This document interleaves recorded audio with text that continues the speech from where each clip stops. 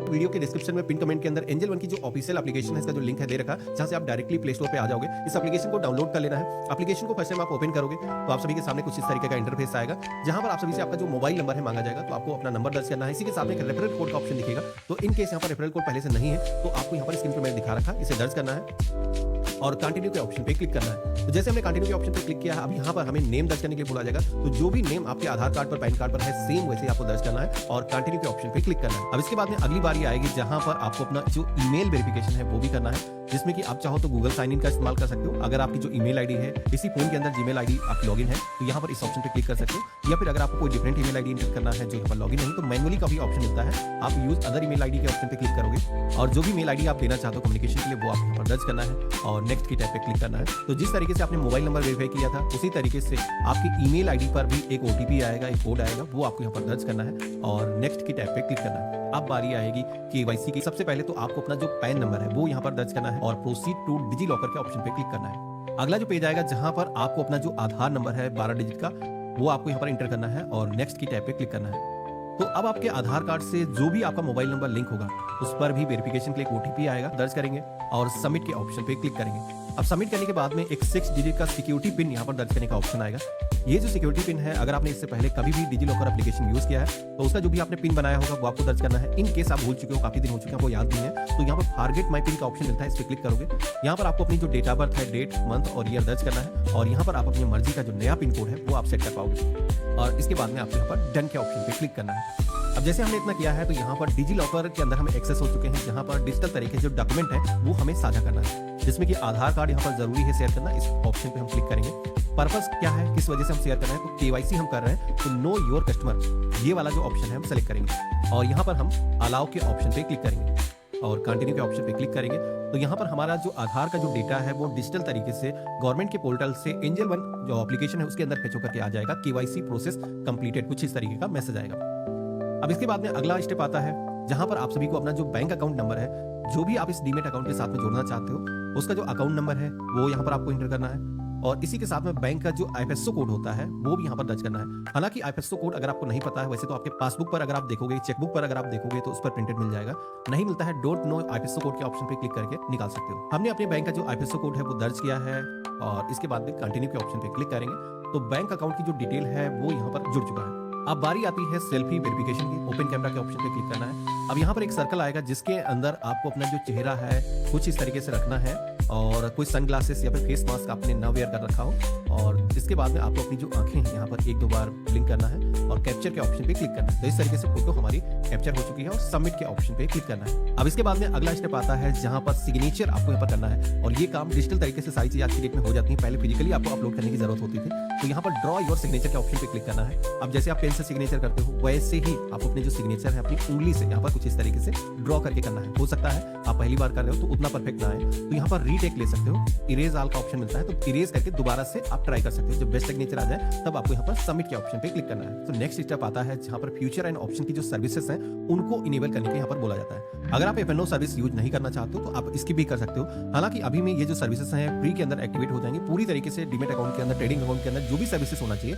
वो अगर आप इनेबल करना चाहते हो तो आपको प्रोसीड के ऑप्शन पे क्लिक करना है। जैसे हमने प्रोसीड के ऑप्शन पे क्लिक किया है तो जैसे कि उस पेज पर बताया गया था कि डिजिटल तरीके से आपको अपना जो बैंक स्टेटमेंट है वो यहाँ पर साझा करना है। मेरे केस में जैसे कि एक ओटीपी मेरे फोन पर सेंड किया गया है तो वो यहाँ पर दर्ज करेंगे और वेरीफाई ओटीपी के ऑप्शन पे क्लिक करेंगे। तो इस तरीके से हमारे बैंक का जो स्टेटमेंट है वो यहाँ पर डिजिटल तरीके से फेच होकर के आ जाएगा। तो यहाँ पर इस तरीके से वेरिफिकेशन हमारा हो चुका है। थोड़ा सा आपको इस पेज पर वेट करना है और देन आप सभी के सामने अगला जो पेज आएगा जहां पर आप देखोगे कि एफएनओ की जो सर्विसेज है, करेंसी, कम्युनिटी की जो सर्विसेज है वो यहाँ पर एक्टिवेट करने के लिए अगर आपके अकाउंट के अंदर जो है बैलेंस उतना नहीं होगा या फिर जो खाता आपने सेलेक्ट किया उसके अंदर उतना बैलेंस नहीं होगा तो कुछ मेरे केस में जैसे कि पेज आया है वैसा ही पेज आएगा जहां पर आपको अपना जो बैंक स्टेटमेंट है वो शेयर करना है या फिर सैलरी स्लिप हो गया, आईटीआर का जो एक्नॉलेजमेंट होता है जब आप आईटीआर अपना फाइल करते हो वो यहाँ पर हो गया, फॉर्म नंबर 16 हो गया, या फिर अगर आपका इससे पहले कोई डीमेट अकाउंट है जैसे कि आज एंजल वन के अंदर आप खोल रहे हो, इससे पहले आपका अकाउंट अभी स्टॉक या फिर जीरोधा के अंदर था तो वहाँ का जो स्टेटमेंट है डीमेट की जो होल्डिंग है उसका भी स्टेटमेंट अपलोड किया जा सकता है। हालांकि कुछ लोगों के केस में ये कॉम्प्लिकेटेड प्रोसेस हो जाएगा, हो सकता है अभी आपके पास में ये सारे दस्तावेज ना हो या फिर आपका जो बैंक अकाउंट है उसके अंदर इतना बैलेंस ना हो,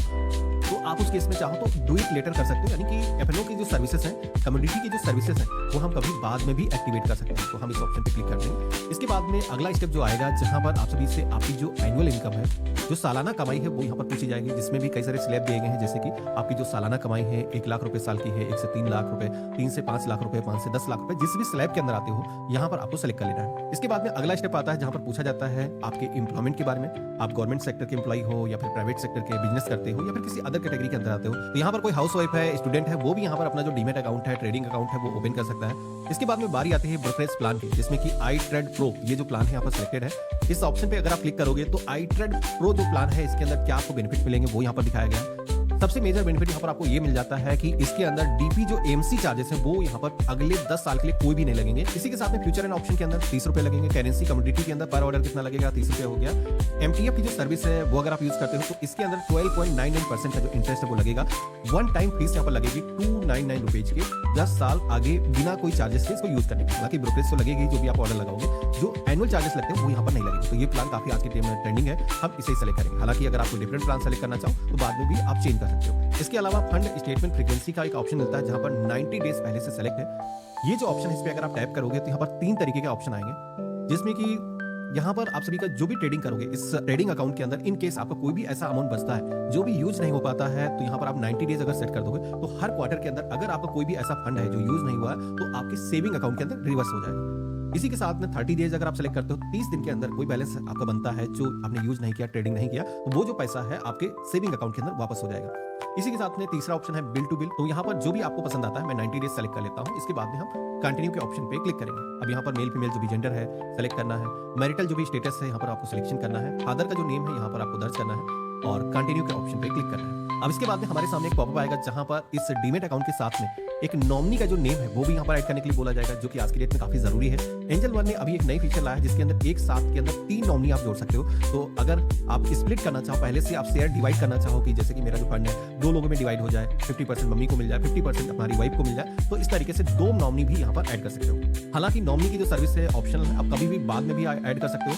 ऑप्ट आउट का भी यहाँ पर ऑप्शन दिया जाता है, तो अगर आपने अभी डिसाइड नहीं किया है तो आप बाद में भी ऐड कर सकते हो। हमने इस पर क्लिक किया है। अब हमारे सामने जो फॉर्म है उसका एक समरी पेज आ जाएगा, जहां पर आप देखोगे कि अभी तक इस फॉर्म के अंदर जो भी डिटेल आपने डिजिटल तरीके से फिल करी है, वो इस फॉर्म के अंदर एक पीडीएफ प्रिंट आउट के तरीके से आ जाती है, जिसके अंदर सारी डिटेल आपको यहाँ पर देखने को मिल जाएंगी। तो आपको यहाँ पर क्या करना है, प्रोसीड टू ई साइन के ऑप्शन पे क्लिक करके ये जो एप्लीकेशन फॉर्म है वो शेयर करना है। तो हमने इस पर क्लिक किया है। अब यहाँ पर हमें अपना जो आधार नंबर है दर्ज करना है और सेंड ओटीपी के ऑप्शन पे क्लिक करना है। तो आपके आधार कार्ड से जो भी मोबाइल नंबर लिंक होगा उस पर एक ओटीपी जाएगा, दर्ज करेंगे और सबमिट की टैब पे क्लिक करेंगे। तो इस तरीके से हमने जो एप्लीकेशन है वो सफलतापूर्वक रजिस्टर कर दी है। एक नया ट्रेडिंग अकाउंट, डीमैट अकाउंट को ओपन करने का जो प्रोसेस है वो हमारी तरफ से कंप्लीट हो चुका है। यहाँ पर एक बार इंटरनल एंजल वन की जो टीम है इसको वेरीफाई करेगी, जो भी हमने डिटेल एंटर करी है, जो भी हमने यहाँ पर अपना जो आईडी वगैरह शेयर किया है, उसके बिहाफ पर एक बार वेरिफिकेशन होगा और देन हमारा जो डीमैट अकाउंट है एक्टिवेट हो जाएगा।